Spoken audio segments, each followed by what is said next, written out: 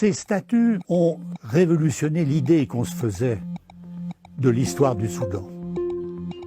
Elles montrent que dans ce pays éloigné et considéré comme barbare par les historiens, les africanistes, il y avait une civilisation très sophistiquée.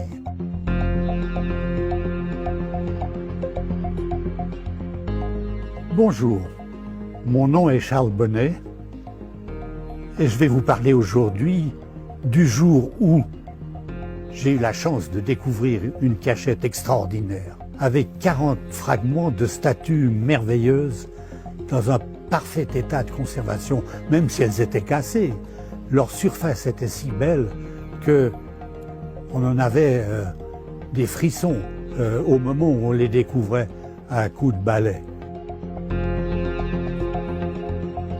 La fouille de Kerma Doukigel, qui signifie en vieux nubien une colline rouge, se trouve à environ 500 km au nord de la ville de Khartoum et 300 km au sud de la frontière entre l'Égypte et le Soudan. C'était le 11 janvier 2003.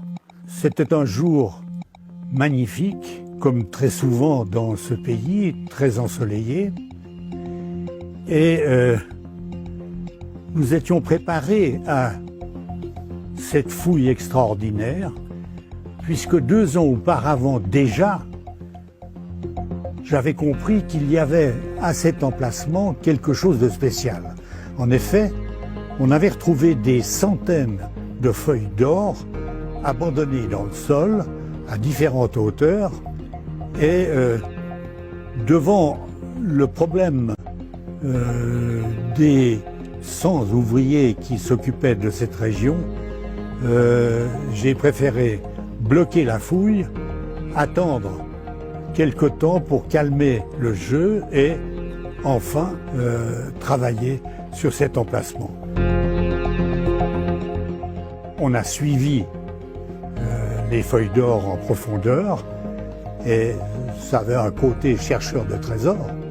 Je me trouvais donc dans la fosse en cours de dégagement quand on a découvert les statues. On a eu un moment extraordinaire, à savoir qu'un énorme bloc de granit noir est apparu. Dès qu'on a vu un certain nombre de fragments de statues, j'ai téléphoné aux membres du gouvernement en leur disant « Écoutez, il y a quelque chose d'important qui apparaît, je vous pense que ça vaut la peine de vous déplacer ».